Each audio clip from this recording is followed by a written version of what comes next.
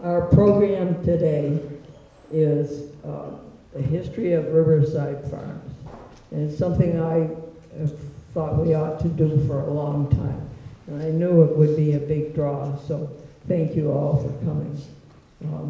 So Dave and Jay Conant are going to be representing the farm. I'm sure I see a lot of descendants here that are interested. So I let Dave and Jay, if you want to come up. And if you have any questions, wait until the end of the program and they'll be happy to answer any questions. So thank you, Dave and Jay.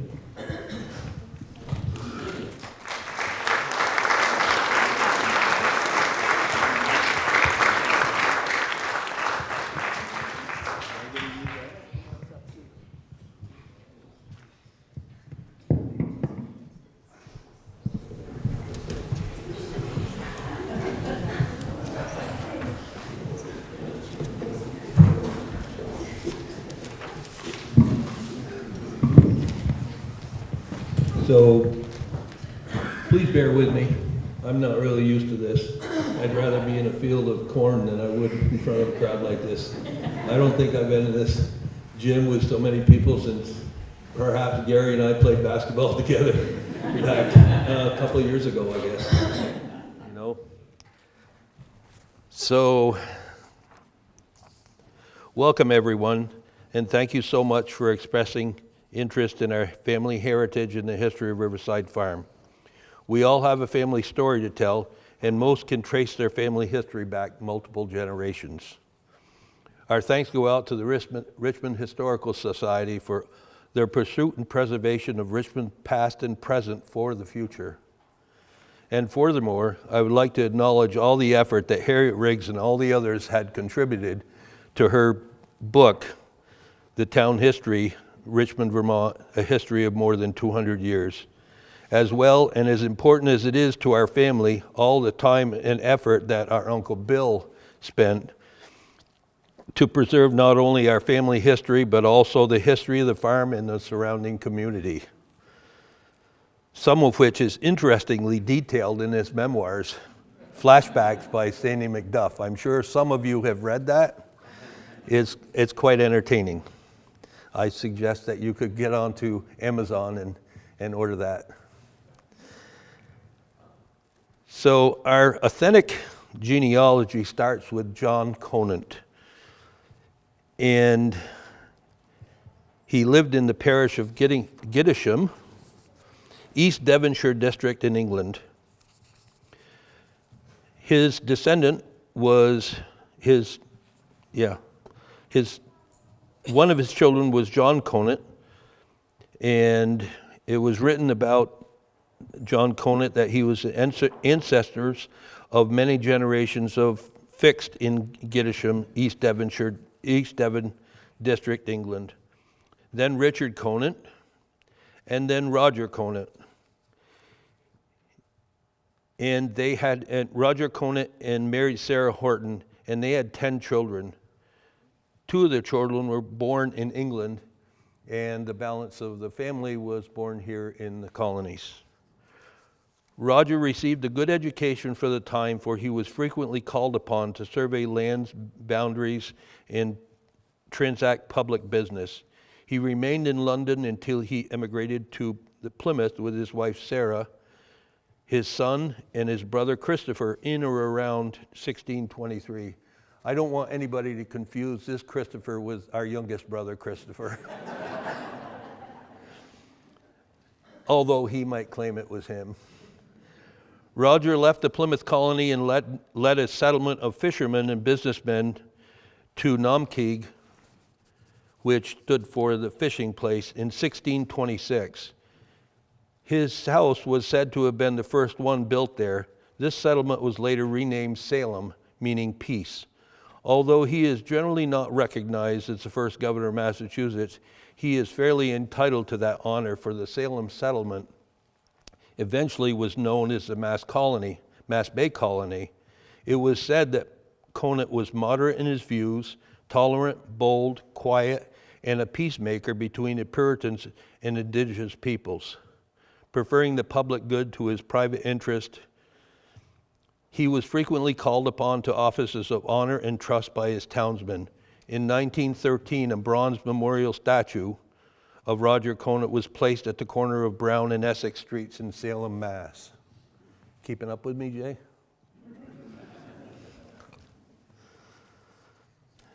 His fourth born was Lot Conant. And Uncle Bill always said that he was the firstborn off the Mayflower, but we had never had the heart to tell him any different. And he finally relented and said, yeah, he didn't come over on the Mayflower. Roger didn't come over on the Mayflower. Lot was actually born. He was firstborn of the Conants in the what was the English colonies, and they came over on the Anne about 1623. Then there was John Conant. He was the second born of 10 children, and what you will see is these people had a lot of kids. Way more than what it is today. I'm not sure why. And then Daniel Conant Sr. was in the lineage. He was the seventh born of 10 children of John, and he married Lucy Dodge. Daniel Conant was the firstborn of 9 children, and then Josiah was the youngest of the 9 children, and he was earlier a farmer and a sailor. He was thought to have moved to Richmond in 1802. So he was the first here in Richmond, Josiah. And yeah. He lived in the village and ran a livery stable at the location that was later Don Allen's home and garage. They had 8 children. This brings us to Richmond, Vermont lineage. So now if you bear with me a little bit, I'll explain how the farm ownership came to the Conants. Thomas Chittenden and Jonathan Spafford, or General Jonathan Spafford, were good friends and business partners. And this was back in the mid-late 1700s. Through somewhat historic evidence, the farm was a part of the East Parish of Williston. And for many of you know that Richmond wasn't established. It was established from Huntington, Jericho, Richmond, I think a little part of Bolton, not Richmond, Jericho, Bolton, and whatever other towns. I don't know. There's a lot of people, you historians know a whole lot more about this than I do. And and Spafford settled here, and we can only assume he settled somewhere around where the farm is right now. A Leonard Hodges married Spafford's daughter, Sarah. It's been written that Leonard and his brother Rufus owned the land in the valley of over 1,000 acres. Henry Hodges, their son, owned Riverside Farm from 1816 to 1830, and then in turn he sold the farm and also what has been referred to as the island in the Onion River to Daniel Goodrich, and that's still described in the deeds. He, along with his son Daniel Jr., ran the farm until 1836. They built our brick house in 1832, so the house will be a couple hundred years old here, a few years. Then Daniel Goodrich Jr. sold the farm in 1836 to his son Orson Goodrich, and he ran the farm until 1854 when he sold it to Samuel Conant. So, back to Samuel Conant, and this will bring some familiarity to the region. He was the seventh born to Josiah, and Olive Conant. In 1829, he married Lucy Barber, the daughter of Martin Barber of Hillview Road, which is now the McSherry Farm, right next to Dave and Fran. The farm, when Lucy's father died, the farm was divided amongst his children. Samuel eventually bought all the shares and put the farm back together. Lucy died in 1839 at 29 years old, and they didn't have any children. In 1840, he married Harriet Melinda Pierce.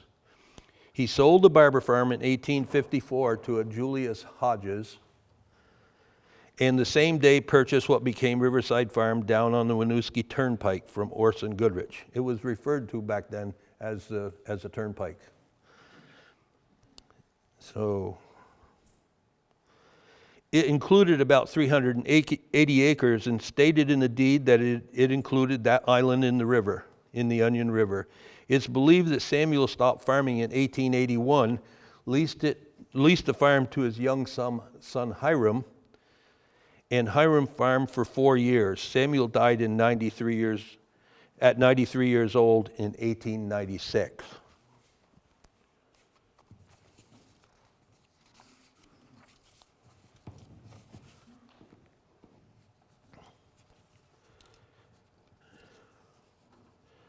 So, I think I'm missing something here, Jay. Samuel and Harriet had 5 children. The firstborn was Polly Jane, who married a Charles Mitchell. Polly Jane was Joyce Levac's great-grandmother. So that is our relationship to the Kenyon family. Samuel and Harriet's fourthborn was our great-grandfather, Ransom Merritt Conant. He was a farmer and a horseman, and he had a racetrack on the farm.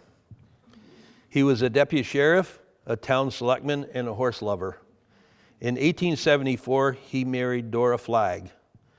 She died of complications after giving birth to their 3rd child. Then in 1881, he married Abby Cutler. Abby Cutler was a school teacher across the river. There was a one-room schoolhouse across the river, the way I understand it. And he married her in, 81. They had 2 children. The first, a son, Fay, who died of tuberculosis at 1 year old. Then they had another son, our grandfather, Leverett Cutler Conant, who was born in 1886. Abby also died in 87 of tuberculosis, which at the time was referred to as consumption, as many of you well know. He purchased family member shares and owned the farm in its entirety by 1898 and operated the farm from 85 until 1905. Ransom Merritt, we all feel Ransom Merritt had a difficult life, having lost 2 wives that died at the age of 30, and also 2 infant children before the age of 2. Ransom died when my grandfather, Leverett, was 19. Leverett was born in 1886 and was our grandfather, who we never knew. Leverett, or commonly known as Lev or LC, in 1908 married Myrtle Martin. They were married here at the farm. She was from Fall River, Mass., the daughter of James and Frances Martin. James was a railroad engineer in Massachusetts. Our grandmother, Myrtle, was Thomas Chittenden's daughter, Mabel Chittenden's great-great-granddaughter. Our Uncle Bill attempted to discover if there was a relationship with the family, and sure enough, he did find that. So that was pretty interesting that we have that relationship to a governor, because otherwise we never would have had that. unless perhaps my sister would have been, at some point. So they had 5 children. The firstborn were the twins, Virginia and Connie, who some of you remembered Virginia, and who were both Army nurses during World War II in France. The third was June. She was born in 1920. The fourthborn was our father, Ransom Martin. He was born in 1923. And the fifthborn was Willard, who many of you also knew. And he was born, or Uncle Bill, and he was born in 1925. Lev farmed Riverside Farm all his adult life. Lev and Myrtle were active members of the Richmond community. He was chairman of the Richmond School Board for many years, and he served as president of the Richmond Co-op. He also served on the board of directors of New England Dairies. Myrtle served as school director, town lister, and as a town representative of the Vermont legislature. At the time, the farm was still about 380 acres. It included about 125 acres of cropland and 250 acres of woodland and pasture, which is now, a lot of it's over across the interstate. They were milking about 60 cows, with the milk going to Richmond Co-op. The farm had, at the time, had several teams of horses and teams of oxen, and most everyone at the time had the same. They used horses and wagons for loose hay, and after milking in the wintertime, the men would go to the ward lot, which was a 100-acre parcel of land that was not contiguous with our home farm, so to speak, but within the Goodrich farms down the road.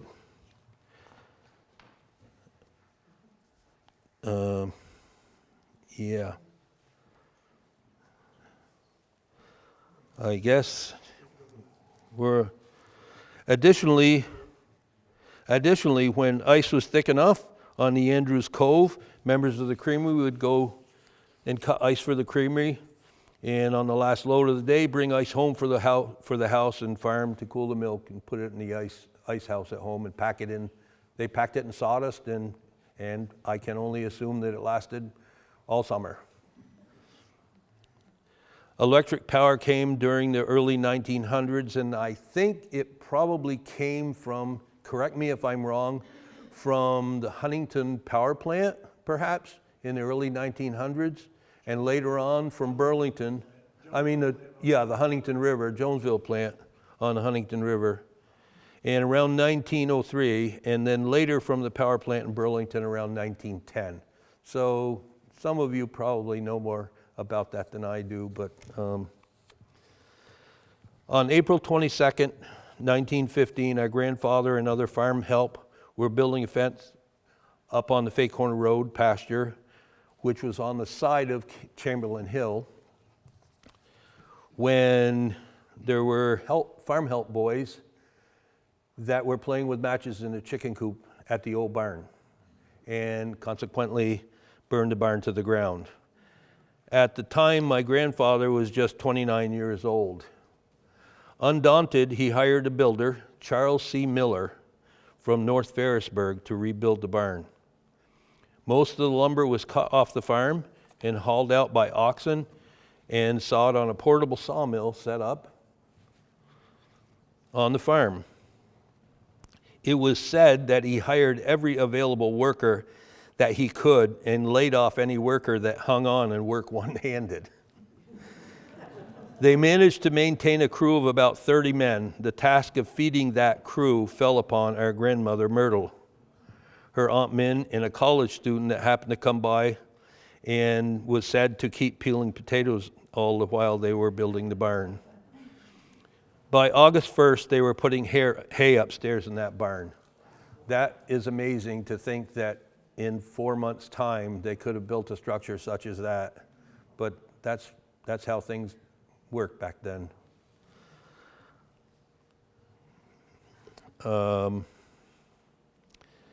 The task of feeding the crew fell upon our grandmother. Yeah, I did that. Yep. So, okay. So many of you know Elliot Lothrop. He's building heritage, and so he is very familiar with who C.C. Miller is because he's worked on the monitor barns, and C.C. Miller was the very same individual that built those barns also previous to our barn.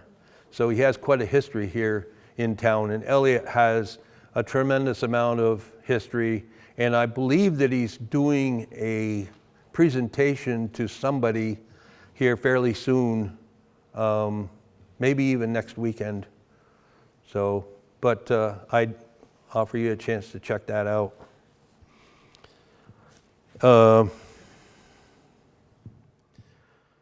So he rebuilt the two cupolas on the top of our barn in 2017 through a barn renovation grant, a 50% share barn renovation grant that we applied for and received to rebuild the cupolas. An interesting thing to note is that we have documentation that said there were 44 tons of slate that came up from Fairhaven by rail, and then from Burlington to the farm, it came by the ox carts to be able to be put on the roof. And 44 tons is 88,000 pounds. To think that there's that much weight. So I questioned that, and I weighed a slate. This was years ago. I weighed a slate and then multiplied it by the number of slate on that roof, and it was spot on. So.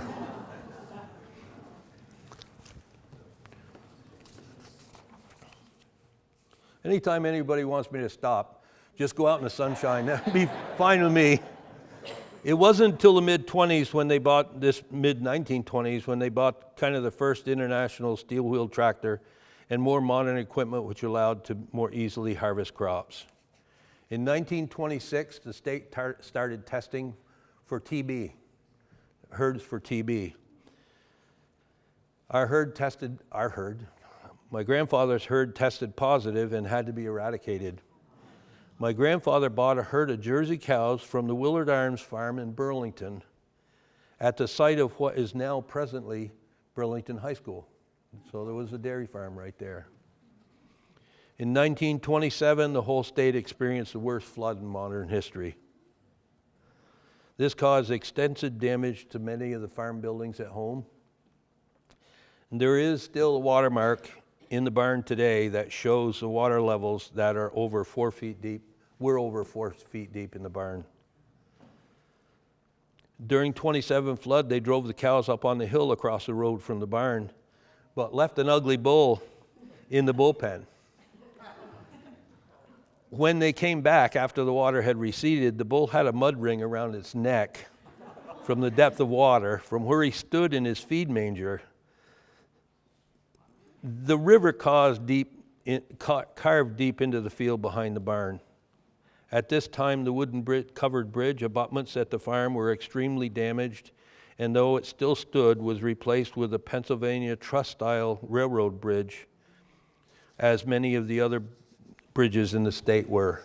I guess they were, from what my Uncle Bill said, they were readily available, and so that's how we ended up having a lot of those drive-through truss bridges. Uncle Bill remembers going out of the front door of the farmhouse in a rowboat. Now, you have to realize that he was born in 25 and the flood was 27. He was 2.5 years old. So he did later on admit that perhaps he remembers people telling him that instead of...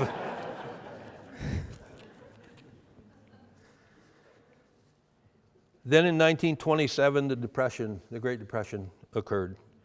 Not much in our family archives is written about it, except my grandmother started taking in tourists in the early 30s, probably supplement their income.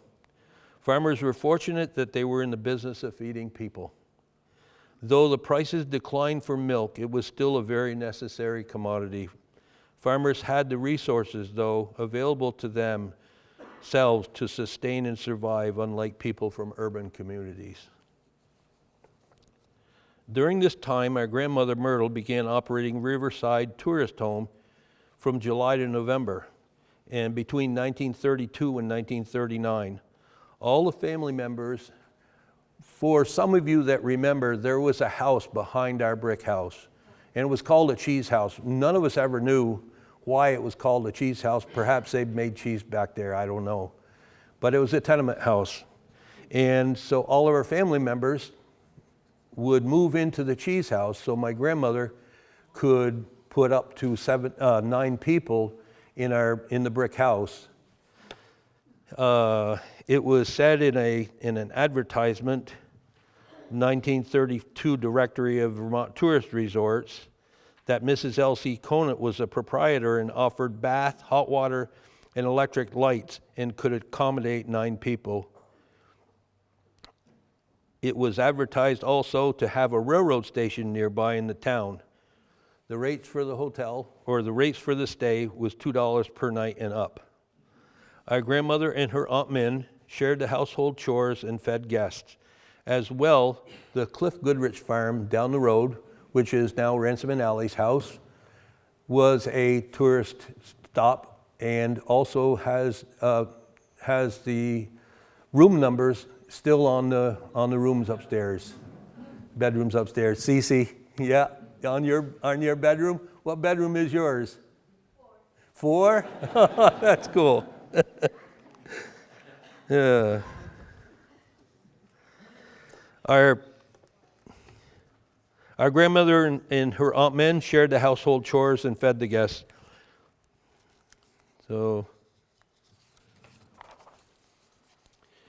in 1931, our grandfather Leverett was attending a board of directors meeting for New England Dairies down in Boston at the Hotel Manger, I'm not sure, and walked into an open elevator shaft and fell 3 stories. This left him severely injured and spent a month in Mass General before being able to come home.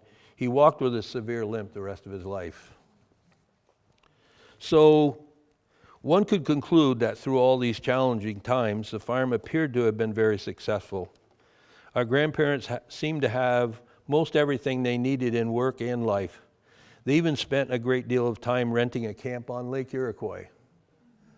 So if I could tell you that our parents, back in 1956 or so, my mom, realizing that the farmhouse was a revolving door, was looking for some solitude, and so Dad and Mom went. One of Dad's friends was also the state veterinarian, Al Janowitz, and lived here in Richmond. And Al told him, well, why don't you buy the lot next door to ours on the north end of the lake, next to the beach? And so in 1957, Dad and Mom gathered their funds together and spent $300 and bought that lot. And so also the Nichols family did buy the next lot next door. Well, Dad and Mom got to the lake to prepare that lot and realized that the Nichols were building on theirs and not their own. So they just swapped lots and so Mom and Dad and we grew up on the north end, the second camp there. So as time went on, many years, and we realized that Deb and I and the kids realized that the Mom's place was very overcrowded with kids and family members and friends and whatever. We rented the camp on the south end of the lake, right behind the island. Many of you are familiar with the lake. And right behind the lake. And it happened to be Jack and June McCarthy's camp, who lived up on Hillview. And Jill was in my class in school. And so we called Jill one day and said, hey, you interested in renting your camp? Because they weren't using it. And one thing led to another, and we rented it. And then we ended up purchasing it a few years later. But all over the walls, it was rentals. And it was actually built by Mac Dimmick, who had a farm over where the interchange is now. And he built a couple camps there. And rented them out. So all over the walls in the camp were written, hey, had a great year, wonderful week, and so, and what their date was. Well, a few years after we had stayed at camp, I was looking around the inside walls, and there was no interior walls to the camp at all. And written on one of the walls in the living room was Mr. and Mrs. L.C. Conant, August 21st to the 27th, 1925.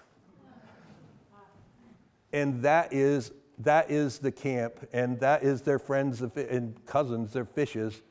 This is my grandmother and grandfather, and this is a fish family, right, that sat with them. We have many pictures of them, including pictures of Joyce Levac on the beach, if you will, and with my grandmother. So, yeah, where was I? I guess I got, no, I knew you were going to say that.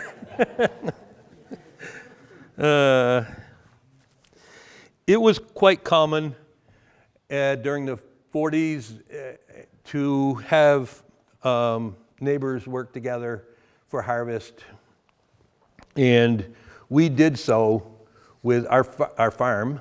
My grandfather and my father did so with the Clark Farm, which is Thomas Chittenden Farm, which is now River Hill Farm over on Thomas Chittenden Road, Governor Chittenden Road. And the farm is still operated today by Marvin's granddaughter, Cameron, and her husband, Dan, as a very successful, diversified dairy farm producing high-quality organic milk and maple syrup. As well, Cameron's mom, Patrice, boards horses on the farm. So that's a very, very well-run, diversified farm, milking only 40 cows and doing very, very well.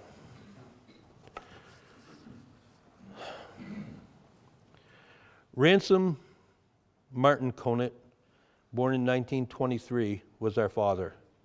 After our grandfather Leverett died, our father dropped out of school in his junior year of high school to run the farm for his mother, for our grandmother. In 1947, he married Gloria Ann Linsenmere from Burlington. They were introduced by her cousin Rye Johnson at Rye's wedding. They had 6 children: Mary Lynn, Sarah Jane, David Leverett, myself, Kim Martin, Jay Willard, and Christopher John. Uncle Bill, Ransom's brother Willard, stayed and helped on the farm and graduated high school in 1944. He and Ransom continued to work together until 1946, when Uncle Bill went to work at Art Millam's Esso station and eventually bought the Esso station where Cumberland Farms is now. He was an excellent mechanic and could fix anything. Though Uncle Bill had other interests besides the farm, throughout the years he still was instrumental in helping our dad with many projects. He started a construction company in the early 60s, an excavation company, if you will, and he had a contract with some of the contractors for the interstate to haul sand, and he established Joyce Levac's sand pit. He was also involved in many other very successful business endeavors. In the 40s, 50s, and 60s, it was a busy, exciting time, but challenging on the farm. In 1942, Leverett passed away at 56 years old when our dad was 19 and our Uncle Bill was 16. 1944, Dad was chairman of the Board of Selectmen and a member of the Richmond Co-op Creamery. In 1948, our parents bought the farm from our grandmother, Myrtle, and began having 6 children from 48 to 58. There were many farms in Richmond back in the 1950s, and we think that there was about 50 dairies in 1950. Today, there's only 2 dairies left that are producing milk. Things began to change with the introduction of modern age of farm equipment for milk cows and for harvesting crops. In 1952, Dad was milking 80 cows and at the time purchased Truman Powell's milk bottling plant and equipment and the delivery route. Our parents operated the bottling business for 7 years until plans were to further expand the farm and the dairy herd. The milk bottles have its own history. So we probably, when they got done bottling milk and Dad decided, that wasn't as lucrative maybe as he thought. So all the bottles were stored upstairs in the barn and they were in crates, and I'm going to guess that there may have been 3,000 or 4,000 bottles up there. And one day, Dad said to one of our employees and myself, you guys go take the cattle trailer and load it up and with the bottles and take them all over across the river to the dump. And so I'm gonna only guess that there were probably Over in that dump, there's probably 2,000 or 3,000 whole bottles buried in that dump. We do have a few around, and probably some of you may have a bottle or two of ours. And there were the amber bottles and then the clear after that. But they're a prize now for us, that's for sure. 1952, they purchased a big International 50-horse tractor. And it did improve the efficiency related to the tillage and harvesting. In that time frame, they put a hay dryer in the hayloft, which was the latest technology of the times. So the dryer was designed to add ventilation through ductwork in the floor, slatted floor, and it forced cool and dry air. We only ran it when the air was obviously at night, and cool and dry air instead of pushing humid air into the hay. And it assisted in drying the hay even further than it was. To prevent, it further reduced the moisture level in the hay to prevent spontaneous combustion that has been known to cause barn fires. It consisted of a 30 horsepower electric motor with dual airplane propellers that when running blew the air up through the slatted floor and beneath the stacked hay. That hair dryer is still in place today, but it's not used. We actually don't bale any hay at all today. It's obviously, most of you know that we put it up in bunker silos and chop it with a forage harvester. In the 50s and 60s, there was a transition from milk cans to bulk tanks in Vermont that revolutionized the dairy industry, replacing daily manual hauling of 10-gallon cans of milk to refrigerated stainless steel storage and truck transport. Because of the added cost of installing more modern technology and narrowing margins, this forced a major decline in smaller farms. In 1954, they built, you folks stop me at any time. And my biggest fear is that I get done, my brother Jay stands up here and he's got more to say, but he usually does. Or he corrects me if I'm wrong, but I'll still love him. No, David, your biggest fear is running out of feed. My biggest fear is running out of feed. Yep, you're right, Jay. In 54, Dad built a 6-stall milking parlor of similar design to the one over at the Clark farm that Marvin Clark had built in 1953. And it was state-of-the-art at the time and cut milking time substantially. During this approximate time frame, our parents added a 500-gallon bulk tank, which held about 4,000 gallons of milk that the milk truck came and picked up. And it allowed us to increase production and allowed the increase in herd size. In the mid-50s, Uncle Bill with friends Ray Bishop, Howard Buxton, Alan Burnett, and Everett Barber and a couple others, many of you know those names and knew those men well, bought a damaged Army surplus glider. They called it the Tweety Bird. They rebuilt it. I think there was only one of them that was a real pilot, that was a licensed pilot. I think it was, yeah. They got trained by a licensed pilot, but many of them flew. Yeah, right. So our father Ransom never wanted to fly. He never liked heights at all. And but anyway, they had it down in back of the barn, and so they needed a runway, and so they happened to know a guy named Red Lawrence that was a road commissioner, and he just happened to know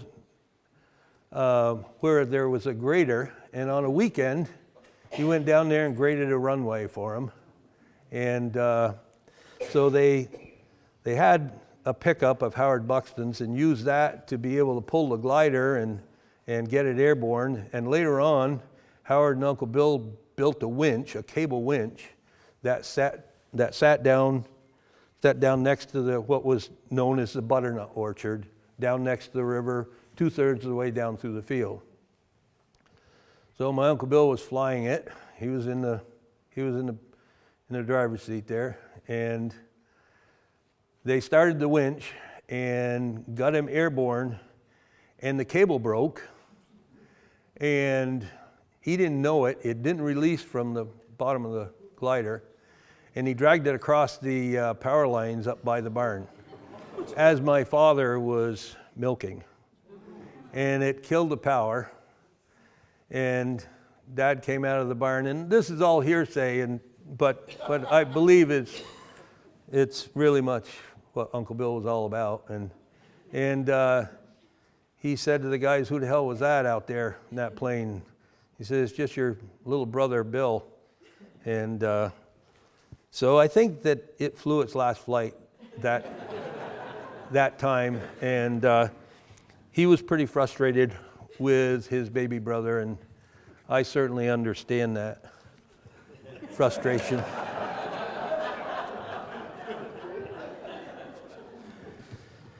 In 1957, our parents purchased the Cliff Goodrich Farm, which is where Ransom and Allie live today. That's the gray house in the heifer barn, and so they had approached Dad and Mom, and one thing led to another, and that became a part of the farm. It was about 100 acres, and added, 150 acres, and added 70 acres of cropland and 75 acres of pasture and woodland. It's hard to determine. I know the property, the old property line, pretty well, but it's hard to determine by looking at the maps anymore where it was, where those lines were. 1958, the state started surveying for the interstate, and which in the end divided the farm pretty much in half, and also took 33 acres from the farm. Ironically, I was talking to Zen Wheeler years ago, and they also lost 33 acres on the Wheeler farm, which is now the Pratt Farm and VYCC, part of VYCC in the Monitor Barns.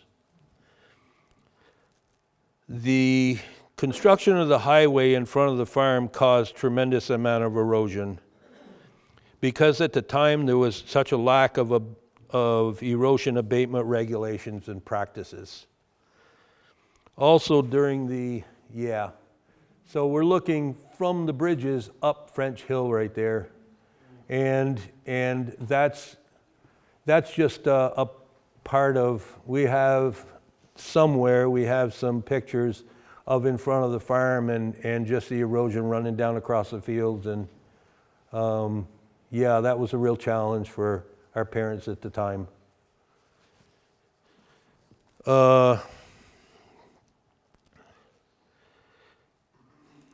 Also, during the blasting of the ledges off Kenyon Road, it disrupted our springs that supplied the water. The springs were just up past the interstate bridges on Kenyon Road. It disrupted the supply of water to the house and the barn. Consequently, the state drilled 2 wells on the farm, attempting to restore adequate water supply, but achieved very limited success. We struggled with that for many years.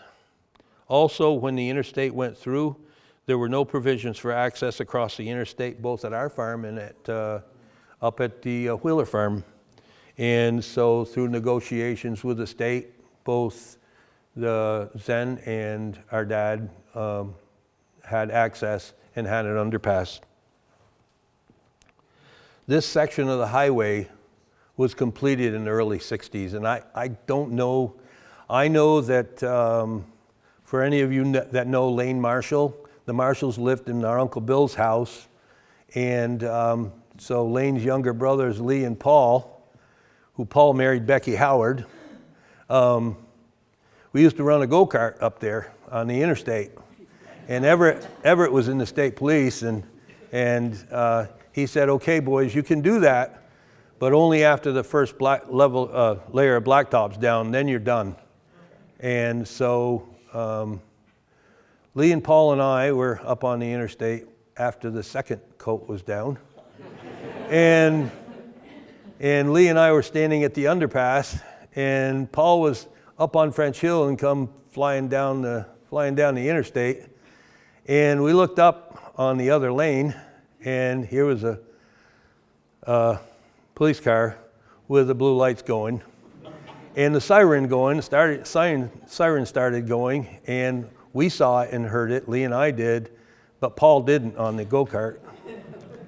And all at once, Lee and I heard a pistol shot, and I headed for the barn.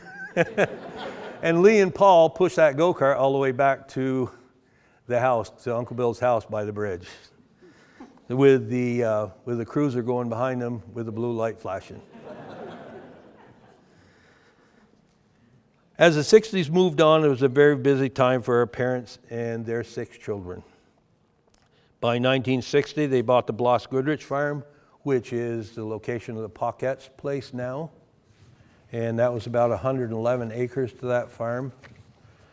And they bought the farm, the barn, and the land, and the Pauquette's house, and turned around and sold the house to the McDermott family, who later sold it to Pauquette's. And so, because of herd expansion in 1961, Dad decided to move the barn from the prior Cliff Goodrich farm down the road from us, and Dad hired Uncle Bill to, pour a foundation on the backside of the big barn down at the home farm. And he took 4 trucks, cut the barn in half this way, and put the 4 trucks underneath one half and cribbed it up with a beam going through it. It was about 36 feet wide, as I recall, and drove the half up onto the foundation, turned around and went back and got the other half.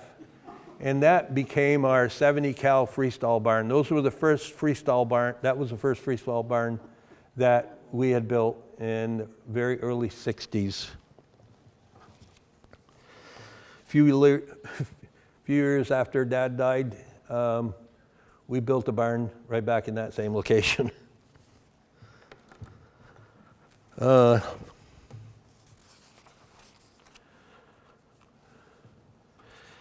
During that time, in the early 60s, we had a mixed herd of Jerseys, Holsteins, and Brown Swiss cows. And in the early to mid 60s, Dad added blue harvest door silos. Many of you remember those for grass and corn silage. Can everyone hear me all right? Yeah. The increased storage capacity from the old wooden silos brought the feed system that was much more efficient, labor efficient.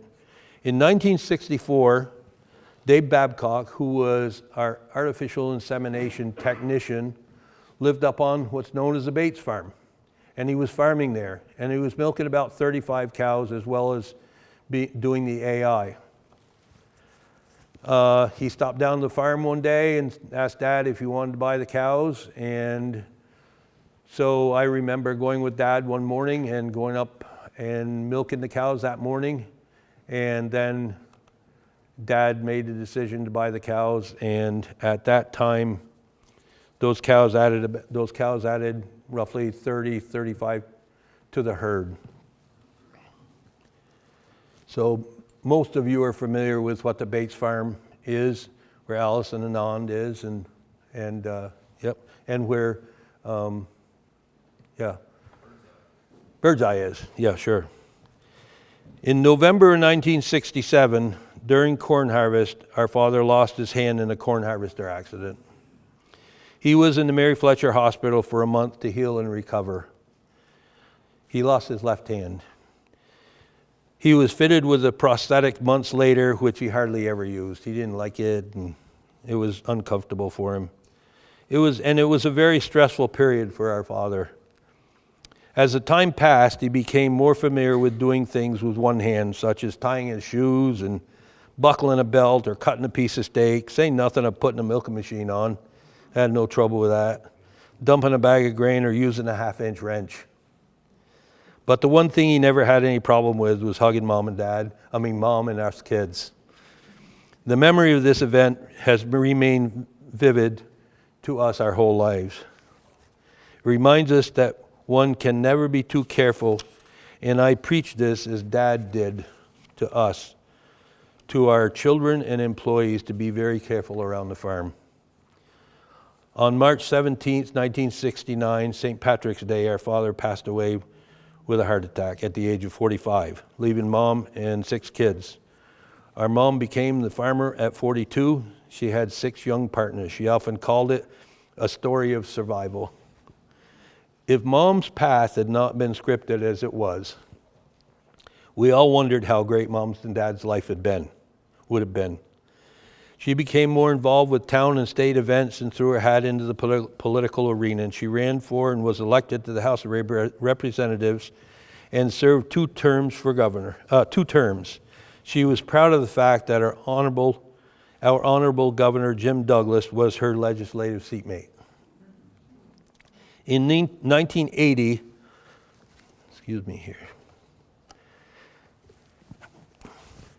In 1980, Mom began serving on the Board of Trustees for the University of Vermont, and around the same time served on the Board of Directors of the Farm Credit Bank. In early years, after Dad died, she became more involved with milk promotion, which was a true passion of hers. She served terms as director of various organizations such as the New England Dairy and Food Council, the Champlain Valley Milk Producers Federation, Milk Promotion Services Council. She was a chairperson of the Vermont Ag Advisory Council for the governor and a trustee of Eastern States Exposition in Springfield, Mass. She served terms as well in Richmond of the Planning and Zoning Commission and was involved with the Chittenden County chapter of Business and Professional Women. During the late 70s and early 80s, Mom traveled to the Soviet Union, Czechoslovakia, and Switzerland with a group of national agricultural ambassadors. She returned from Switzerland and immediately started putting window boxes on the barn. Deb continues this tradition to the day. Oh, I didn't know you had that picture. Yep. It was quite obvious to us that she had the knowledge and skills to become a very legitimate leader in any community, local or agriculture, that she was involved with. I think that if you could ask her today of her shining moments in life, she would unequivocally say her children and grandchildren came first. But to her children, there was no greater honors than to be recognized as National Dairy Woman of the Year in 1983, and perhaps even more special to her, be honored as one of the charter members to be inducted into the Vermont Ag Hall of Fame in 2003. She was truly humbled, and we were very proud of her for this honor. So she left a legacy of a businesswoman, but more important to her was her legacy of strong family values. She grew up a city girl, but brought with her a tremendous amount of culture to a young farm family.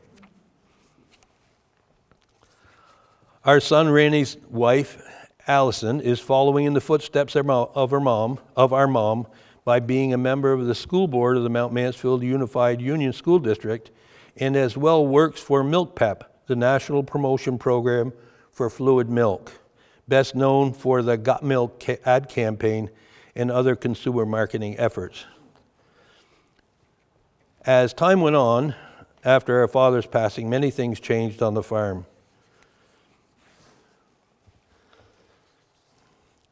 The farm has had many valuable and committed employees throughout the years, but none more significant to the farm's recovery from setbacks as well as success than Robert Bus Seipel.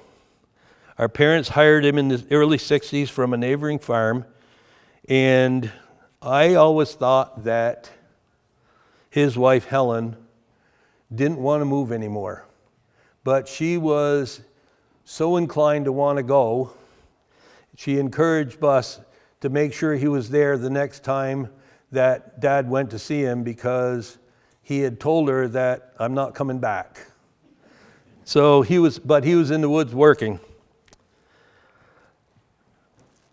There was no one more loyal to our family than Bus.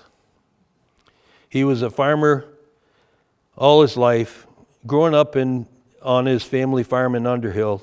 He then worked on local farms from his early teen years along with his brothers, many brothers. He was the youngest of 15 children and all knew the meaning of a hard day's work. He remained working at the farm for our mom after our dad died and was a tremendous support for her and our family. For 53 years, he worked on the farm until his retirement in 2013. He still remains part of the family. He was not just an employee, but at times a father, an uncle, a brother, a sounding board to this day, and he remains my best friend. So, if you can, he's sitting in the back there with the rest of my family.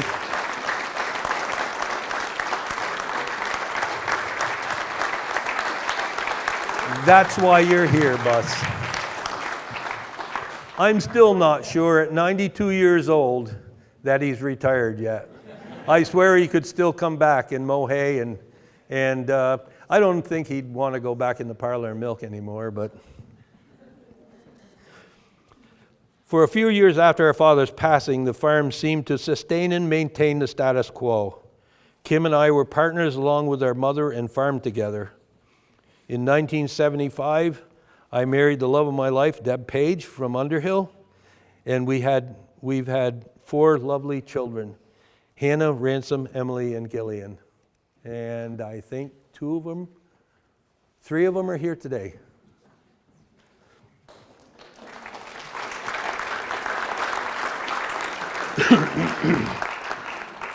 In 1983, Kim married Joanne Harrison from Rutland, and they have 2 children, Sam and Chelsea. Yep. A few years later, we built a new milking parlor. Kim and I built a new milking parlor in front of the barn and we were milking 165 cows at the time. Because of ever-increasing tighter margins and escalating operating costs, we knew that we needed to increase the herd size and milk production. So in 1983, we added cropland from the Rogers farm across the river. And in 1995, we constructed a new freestall barn for 300 cows and started milking 250, and as well built bunker silos for additional storage. That's about the same time in 1994, 95, we tore the harvest stores down. So those are that's us putting up corn silage right there. In 1980,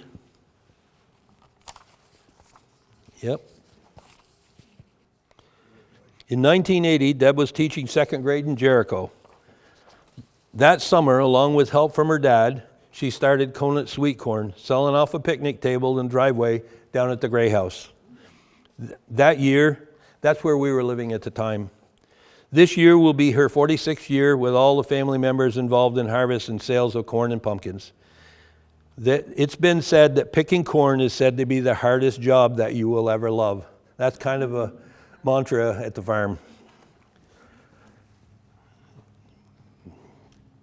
As well, she did more than her fair share of milking, especially on her weekends on. Since Mom's retirement, Deb manages the finances for the farm and has never been satisfied, less checkbook balance to the penny. She served on the Richmond School Board for many years, as well as serving on the Richmond Board of Civil Authority. In early 2000, when Randy finished college, he began to assume an active role in the farm management. Knowing that he was all in, Kim was comforted knowing that there was a replacement for his position on the farm. And around 2010, Kim saw an opportunity to venture from the farm to seek other opportunities and spend more time with his family. Both Kim and his younger brother Jay still help out occasionally at harvest time. In 2012, Randy married Allison Kozakowski, and they have 2 wonderful children, Catherine Claire, Cece, and Merritt Martin. We are very fortunate that all of our children are married to terrific spouses and have 9 wonderful grandchildren. Yeah, I think that was a picture of us on Deb's. Yeah, whatever. At present day, the farm is milking 450 cows and cropping about 1,000 acres. We take a sophisticated approach to dairy management. Yeah. Oh, yeah. So this picture here is showing pretty strong genetics, if you will. Picture on the left is our father, Ransom, and the picture on the right is our grandson, Leverett. And so you can see that, yeah, doesn't fall far from the tree, I guess. We take a sophisticated approach to dairy management. The focus on the farm is to produce the highest quality milk through maximized herd potential and overall health and comfort of the cows. Our motto has always been that if we take care of the cows, they will take care of us. This culture carries over to our crop production strategies with a commitment to robust environmental stewardship. Our farm's commitment to sustainability is further evident in our adoption of innovative farm technology as well as best management practices. The cows have activity monitors similar to Fitbits. Yeah, there it is. That hangs around their neck. That recognizes and tracks their movement, rumination, and other metrics, which allows us to monitor each cow's activity so that we may recognize a particular condition or problem before we can visually acknowledge it. Similarly, extensive use of computer technology is used in our cropping operation through tracking and data logging, prescribed nutrient applications, as well as harvest yield data. Tractors are equipped with GPS monitoring and nutrient application mapping. All these technologies, yeah, this picture here is of us. Many of you have probably seen this tool going down through the farm in the field, and we're injecting manure. This is over at the Rogers Farm across the river. We're pumping about 7,000 feet, and back in 2016 or 17, we got a permit from the state and the Natural Resources Conservation Service to be able to put a pipe under the river, bored under the river, and so we pump through 8-inch high-pressure tubing and transfer manure and inject it as you're being shown right now. There's a high-pressure pump sitting next to our manure pit that idles along at 12 or 1,300 RPMs, and it produces about 150 or 60 PSI to be able to transfer. So we have no tractor trailers or trucks running on the road around the farm now to haul manure, with the exception of going to Jonesville and Bolton. We do have to hire contractors to be able to haul for us.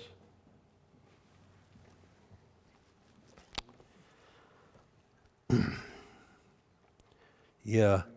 Extensive use of computer technology is used in our cropping operation through tracking and data logging. Tractors are equipped with GPS monitoring, nutrient application monitoring. So there's a, did you show the screen, the monitor in the tractor? Yes. Have you got that? Yeah.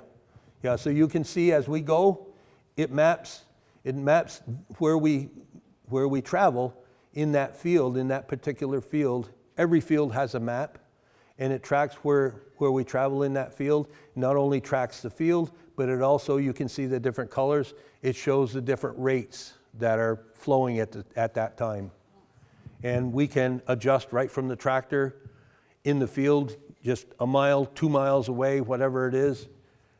We can monitor the pump, the high pressure pump back at the pit, and in the event that there's a failure of whatever, then immediately can shut the system down, or it shuts itself down. So there's redundant. Can I Huh? Can I just jump in? Yeah, yeah. This is the kind of the highest level of best management practice of manure management, kind of nationwide. This is the standard we're all trying to achieve. So we've been doing it for quite a few years and pretty successfully. It's putting the nutrients where they should be in soil, in the root zone, It's mapping it for, obviously for a more strategic precision farm management, agricultural management, crop production. Also gives us this data stream for our regulatory commitments and obligations that the state of Vermont and the Agency of Natural Resources, Agency of Ag really like. At the same time, we're trying to, it helps mitigate some odor issues, and it also cuts, if we can say climate smart in this room, I think we can, but it's a climate smart practice. We've reduced fuel Greenhouse gas. fuel usage and greenhouse gas emissions by more than half. So it just in 10 years, it's pretty impressive. So, but anyway, just wanted to throw that in there. Thanks, Fran. All these technological advancements are broadly adopted and utilized by our employees. As Ransom once told me, when I mentioned that we might do a particular task like we used to do it, he replied to me, "But Dad, this isn't your grandfather's farm anymore." Rainey and I are now equal partners with our wives in our operation and 13 key and highly skilled employees. This new generation of farmers brings a renewed vision and fresh perspectives and ideas. Over the last 15 years, everyone on the farm has worked hard at land stewardship and modernizing systems to position for the next evolution of the farm. We are currently developing and moving forward with plans for a new milking facility to replace the old parlor. It's milked a lot of cows, and it's time to go. So in a sense, the reins have passed once again from one generation to another. In that new generation, we'll still be conscious of our family's responsibility to our great town of Richmond through our efforts of good stewardship of Riverside Farms here on the Onion River. Thank you very much, everyone.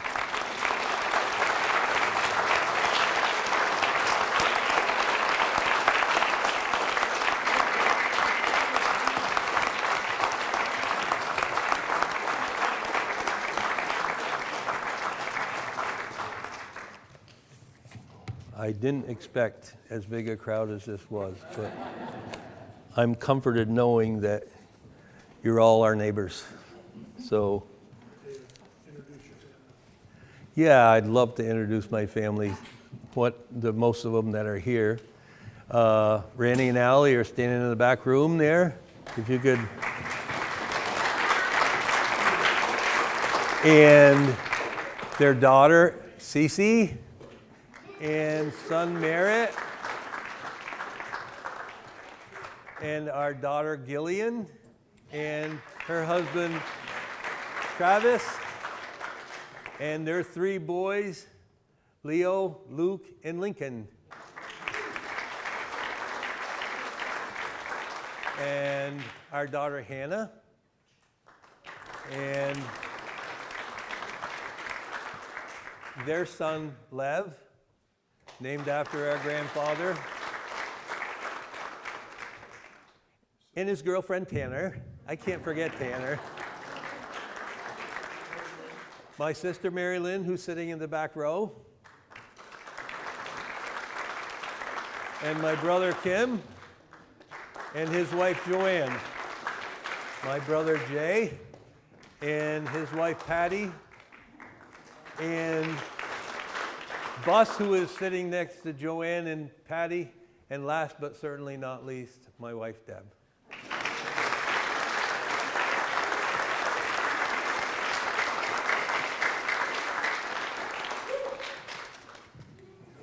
So, this concludes the presentation, and the camera is off.